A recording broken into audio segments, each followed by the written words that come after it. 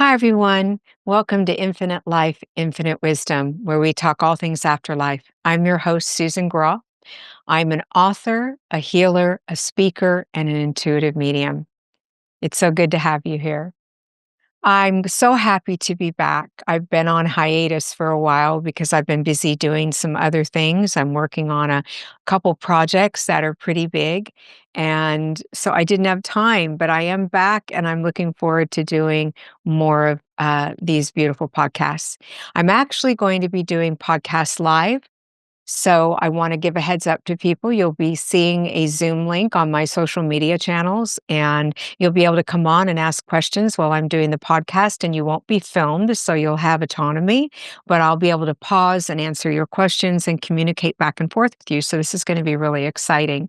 But for this particular one, I just wanted to take the time to let you know that I am back and that I am really excited to be here once again. I've been working on a documentary that's coming up, and I've been watching the submissions that I've been receiving. And boy, let me tell you, the videos are amazing on my casting call. I have thousands of them, and it has taken me so long to get through just some of them, but I wanna make sure I get through all of them if possible, and so it's gonna be very time consuming. I don't see me finishing this until the beginning of the year, but I have them ready to go, and I am watching them, and so anybody who has sent in for the casting call, please know I haven't forgotten about you or, the documentary that's coming up. So, I'm just really excited to be here and to spend some time talking with you about some new subjects. And so let's get started and take a deep dive. So, what I want to start out talking about today is, the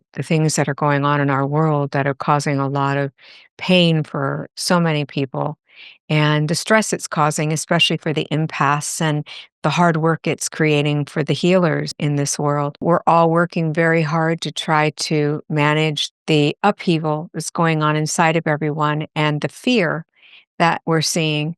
And that fear is ruminating in most of us, if not all of us, in some form. But what I know about fear and darkness is that our light can supersede it. Our light can outshine anything. And I talk about in my book, Infinite Life, Infinite Lessons, that you can't see the stars without the backdrop of the dark. And so, I try to look at everything in that form, because what other options do we have? And moving forward when all this is going on in the world is not easy.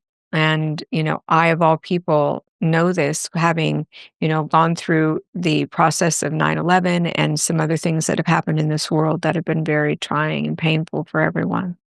So I just wanted to mention that and not spiritually bypass the pain that everyone's in and the fear base that everyone is feeling right now. And I want to let you know that I truly believe that spirit's in charge. They always have been, they always will be. And what that means is not that they create these things, but that they help us get through them. And they make good out of everything that is wrong in this world. And I have seen this over and over again in my years of living on this planet, as many I'm sure have that are listening today. For the empaths and the children, it becomes very difficult. Being an empathic energy, we want to fix and heal everything, and we feel everything, as you all know that are empaths. And so we're in the midst of a very dark place right now, and we're trying to see, and there is light through that. And I want to make sure that everyone knows that that is a truth, that it isn't just all darkness. Hope is something that we want to hold on to always, and know that fear base has never gotten us anything that we've truly needed. And in fact, it does quite the opposite. It takes from us.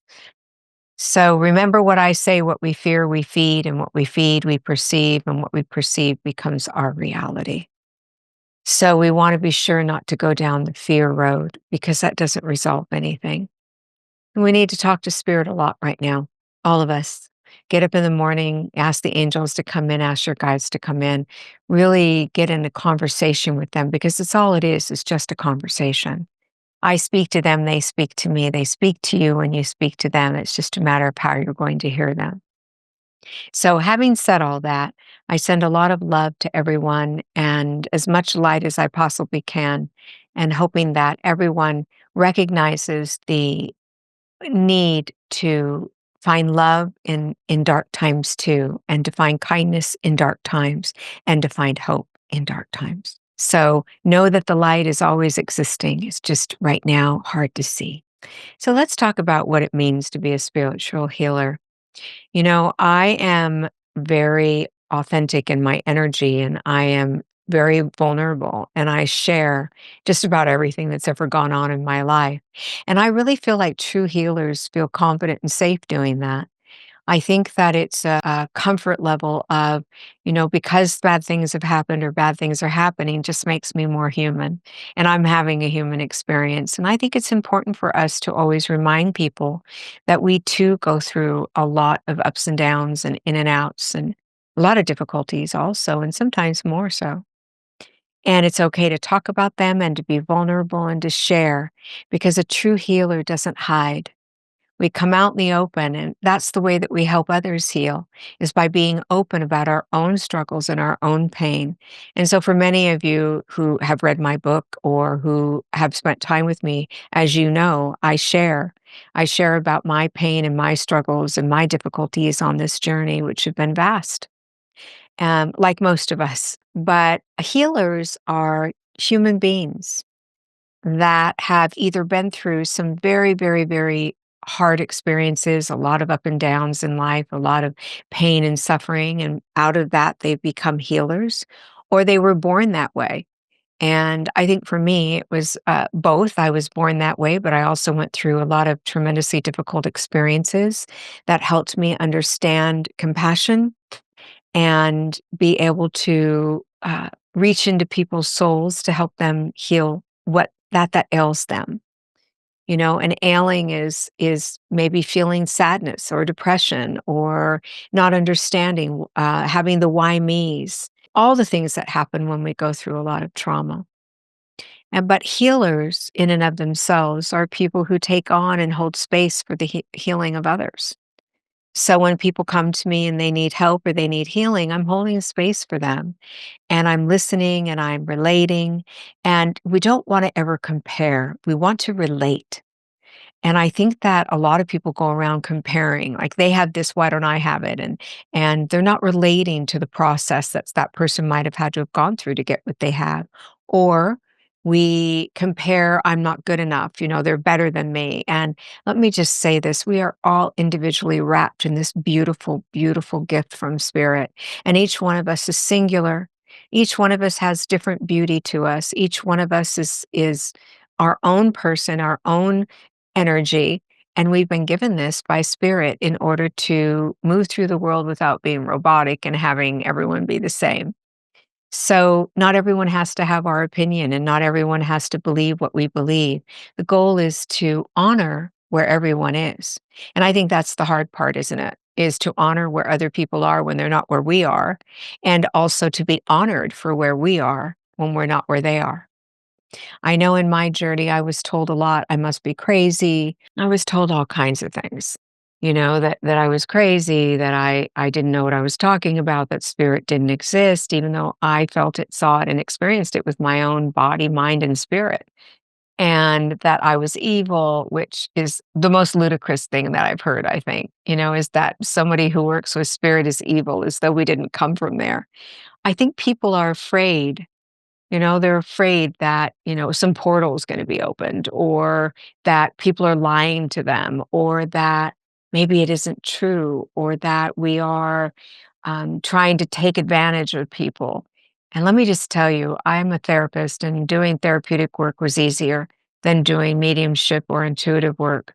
Therapeutic work, I can go to the books, right? I can go to my knowledge base. And with mediumship and intuitive work, I have to go inside my soul to try to understand and relate and help. And so it's a lot harder work, and we hold space for such deep pain. So I really want to honor the healers out there and let you all know that I think of you and that I send you love and light all the time and peace. I really believe that healers can get very depressed and very sad and get overwhelmed quite easily when they've been doing healing work for long periods of time. And that can mean a whole week of 25 hours, and to some other job, 25 hours may seem like nothing, but to a healer, it's a huge amount because of what we're dealing with. When a mother comes to me, or a father, or a sister, brother, wife comes to me in that shredded place of pain, I feel those shards. I feel that pain. I feel that glass. And I want to help them so badly that I can get myself in that, cycle of trying to fix instead of helping them heal. So I have to work on that all the time too. I have to always be constantly aware of my energy and what I'm doing with my energy. So, I know you understand what I'm saying if you're a healer, and even if you're not a healer, you probably feel that with the people you love. I know I do. I hope always for everyone to have peace in their life and to be able to expand in that knowledge of peace is spirit. It's that simple. And whatever spiritual essence we carry, whatever need we have, whatever healing we do, comes through a veil to us through spirit. And when we know that, we can ask for it, right? So, having talked about healers long enough here, I want to be sure that people understand that we're not lightweight. And, I think having therapeutic work behind me really helps because I have to say it like it is, right? I'm going to be direct and honest and forthright because that's how I learned to be when I was a therapist and did therapeutic work. And I still do. But at the end of the day, the directness now is coming from the spirit world. So let's talk about how they do that. How do they give us signs? How do they talk to us? Well, first of all, it's not outwardly usually, it's usually telepathically. So that telepathy comes into us, this understanding, this knowing, this voice, this message, this viewing. It comes in telepathically, and we get the information and then we decipher it. And the goal with the healer, and this takes a lot of energy, is not to decipher our story because it's easy to tell our story, right? So if I hear roses are red, I might want to go to, oh, I put roses on my father's grave. They must be talking about someone putting roses on a grave. And it may mean nothing about that. It may be a poem that they loved and was said to them every day. So I have to be really careful not to make it my storyline. And we all do, by the way. And I think we have to do that in life in general, even if we're not healers. And I think most people that are listening to this have some healing mechanism in them. So I think this relates to everyone, but let's say you don't. You would still have that tendency to make everything your story. And the goal of the healer is not to make it our story. So when we're listening to someone is and their story and what's happened to them, and then we hear the spirit world come in, our goal is not to take that and weave a web around that of understanding. We just give the message as it is. And if it makes sense, wonderful. And if it doesn't, it probably will later. And that's what I tell my clients. Hold on to what you heard, everything you heard, because at some point it may make sense to you. And when it does, it will shock you. So, I remember telling someone, his name's Matt, and I'm sure he won't mind me talking about this, that, he was going to see an owl. He goes, Susan, we don't see owls where I am. I never see an owl. I might hear one, but I never see him. And I said, no, your mom's going to send you an owl, Matt. And this is a really amazing young man. And he called me or texted me or something. I can't remember the next day. And he said, on my way home, I pulled into the driveway and it's daytime, Susan. And guess what's sitting on the fence? An owl. Now, what are the odds of that? And that kind of stuff happens all the time. But if he had thrown it out, he might not have been looking. He might have missed it. And that's the goal when spirit's talking to you, is to be looking, paying attention, to not miss it, to really be on board with them, because it's a dual conversation here. They're trying to help us help ourselves. And we need to be listening and paying attention to what they're trying to tell us. It's the hard part, I have to say. But as long as we're not making it our story, if I had said to Matt, oh, I see an owl, it must mean that there's a stuffed owl somewhere because I had a stuffed owl as a child, which I didn't. But if I did, that would change the whole basis of what I was being told. So as a healer, as somebody who's helping others, always remember that everyone has their own story from where they came from and their experience of life. So my suitcase is filled with my clothes. Your suitcase is filled with your clothes. I don't know what your clothes look like, and they probably don't fit me. And my clothes, you don't know what they look like, and they probably won't fit you. And if they do, it'll be little things, right? It's the same thing with messages. It may not fit for me, but it will fit for you. Or it may not fit for you, but it'll fit for me. So when they come in to talk to us, they're going to come to our level, right? They're going to come and tell us what they need us to hear and let us decipher without telling a story exactly what we heard. So if you go to a medium and they start telling you their story, they may be relating, not comparing, which is important. We talked about that in the beginning, but also they may be making it their story. So the goal is just to give the message clean and clear. If I hear Raggedy Ann, I say Raggedy Ann. Doesn't mean it's a Raggedy Ann doll. It could mean something different.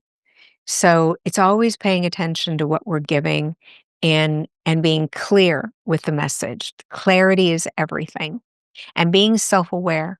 So I truly believe that we are always on a healer journey. All of us. We're always healing someone else, or we're healing ourselves on this planet, or we're healing the plants, or we're healing the animals. We're always on a healer journey.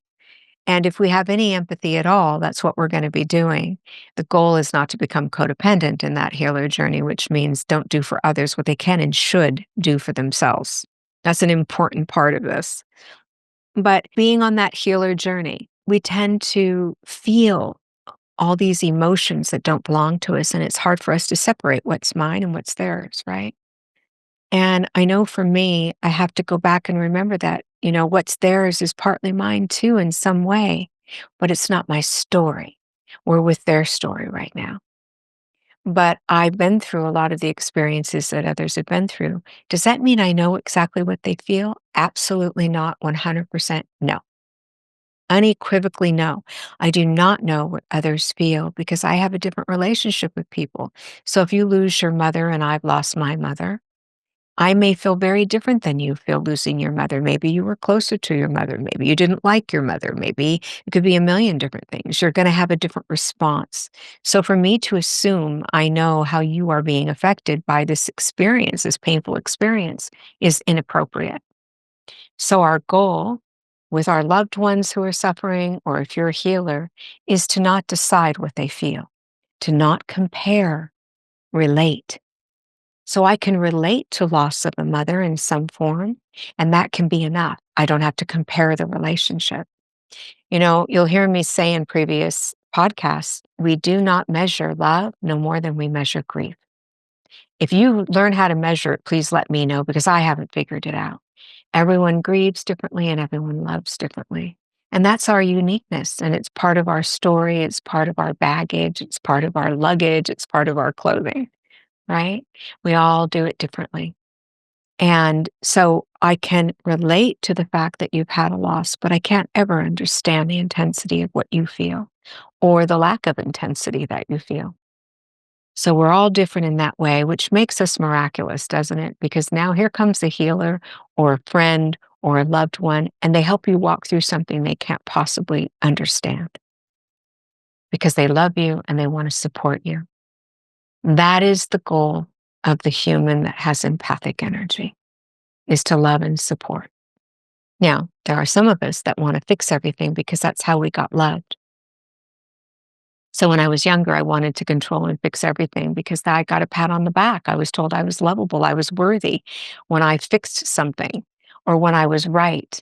And so I felt the need to fix people and fix places and things and situations because that meant I was worthy. And what I've learned is that my worthiness, and sometimes I don't always feel this way. So when I say I've learned it, I can fall back into that trap. But what I most of the time know and what I've learned is that my worthiness isn't dependent upon what I do for others. My worthiness is already valuable and there.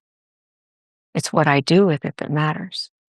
So if I'm feeling worthy and lovable and dependable and all those things, I behave accordingly because I'm telling my brain that I'm those things. So it wants to react in that way, it wants to respond in that way. I teach my brain to respond by how I think.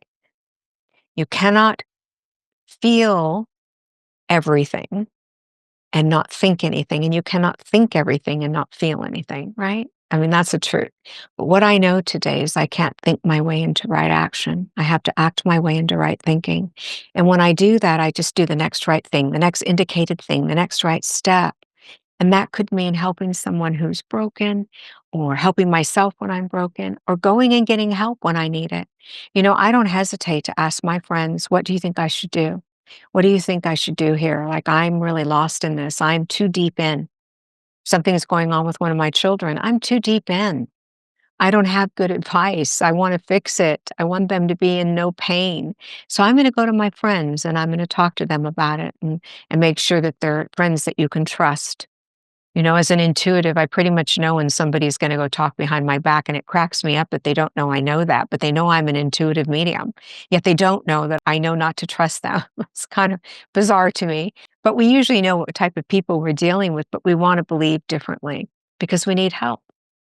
So I do want you to be aware of who you're talking to and not step out of that box too far. If you feel like someone isn't trustworthy, trust that, because I don't want you to get into a situation where somebody harms you. But for the most part, people want to be trustworthy, and they want to be good, and they want to be loving, and they want to help us succeed and get through life in a way that makes us feel beautiful inside and good inside, and that also helps them get close to us. So being open and honest about your feelings is a healer mechanism also. Because when I'm healing me and I'm honest and open about that, what's that do for you? That makes you realize you can be open and honest and talk about your feelings. And when I trust you, it helps you trust me. So we're all working in that direction. I don't think there will ever come a time where even a healer won't have something to heal.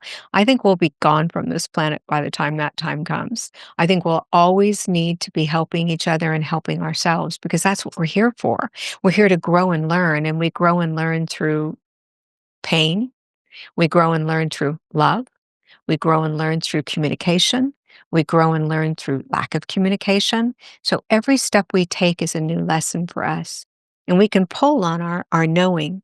We can pull on our self respect from past understanding. We can pull on our self esteem if we have it at the time. It's fluctuating self esteem. And we can pull on our ego when we need to be in fear based, because fear does serve us in some ways. If the monster's chasing you, you want to run. You want to feel fear. So fear is ego. That's all that is. Most people that are in their ego are in a tremendous amount of fear and shame. So what I really wanted to get across today on this podcast was the understanding of what it means to connect in to our healing self and connect into spirit while we're doing that. So what happens to me? I'm in a room with someone and I ask spirit, how can I help them? That's my first question to spirit. And they come in and they give me information, and I might share that information. And that person goes, how did you know that? And I think, how did I know that? That's crazy.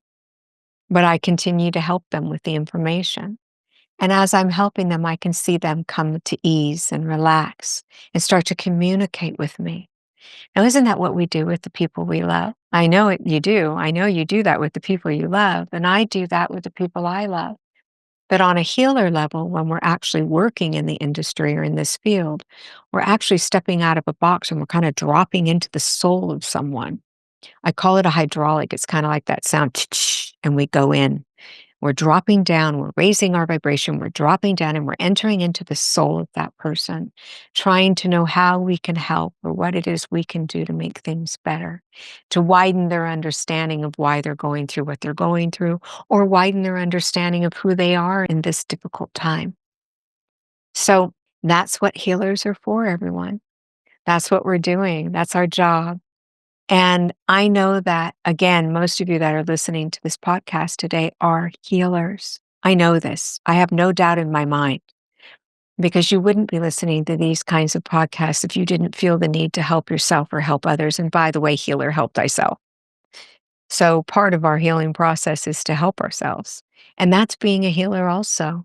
It's the ones that pretend nothing's wrong. It's the ones that pretend everything is perfect. It's the ones that pretend that their world is imperfection at all times and that didn't bother them and that didn't hurt them. Those are the ones I worry about the most.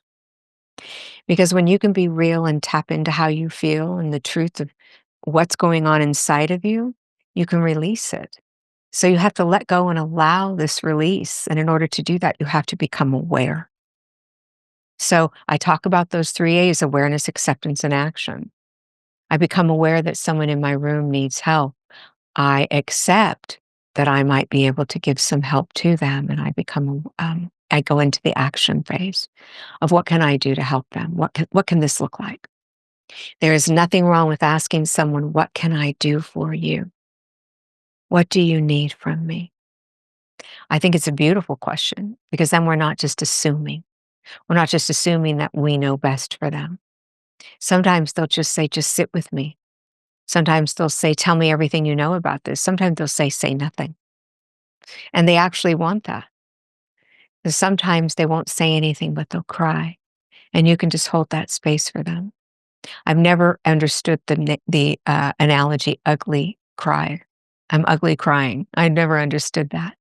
Crying is a release and it's beautiful and it's needed, and no one crying looks ugly. They look in pain. They look like they're suffering, but they don't look ugly. Tears are healing. So I really believe that when we love, the acronym for love is letting others voluntarily evolve. So when we love, we're allowing others to just evolve exactly as they need to at the space and place they need to, at the time they need to. And that is being a healer too. That is loving people enough to let them be right where they are. And gosh, it's hard because we think love is fixing people. We think love is making it better right now. And it's not. It's not. It's about letting them be right where they are. And the spirit world does that for us. They don't try to fix us. People say to me, why don't they help me? And I say, they're not trying to fix you. They're allowing you to be right where you are because they want you to feel their love. Letting others voluntarily evolve is what they do. They allow us to do that at our pace and our time. And that's why we can feel their love so much when we tap into them, because they're not trying to fix us. They're trying to help us allow ourselves to heal and to find our way. And finding our way gives us empowerment. And of course, empowerment is the powerhouse, right? I mean, when we're empowered, everything seems to work out the way we need it to. And if we don't think it's working out the way we need it to, it ultimately does anyway. That's being empowered. It's knowing who you are. It's knowing what you have to offer. It's knowing that the next right step can change everything. When people are in a lot of pain and they call me and say they can't get out of bed, I'll ask them just to put their foot out. That's the next right step. Or if they don't know what to do and they're in so much pain and everything is a wreck, I'll tell them, go do the dishes. That might be your next right step. It doesn't have to be something major. We keep trying to think our way into wellness, and we have to do our way into wellness. We have to act our way into wellness, and the thinking follows. So if you take the next right action, your thinking's going to follow that. And that's so empowering. And when you feel empowered, you don't feel lost. And by the way, being lost isn't so bad sometimes. Sometimes it's just a break, you know? We're so afraid of it. Being lost is usually a moment of evolving. When I feel lost, I usually know that I'm evolving into something else or something else is coming to me. That doesn't mean I like it. I'll tell my husband, I'm so sad, I'm so lost, I don't know what I want to do. But I know internally that that's because I'm on a path to find out. And that's empowering. That's what spirit offers you. That's what being a healer offers you. And we are all healers in some form. And I never want any of you to forget it. It's a very important knowledge base to recognize that you have the power to heal yourself and others and to help people find their power. I hope you enjoyed the podcast today. I look forward to seeing you next time. You take care of you.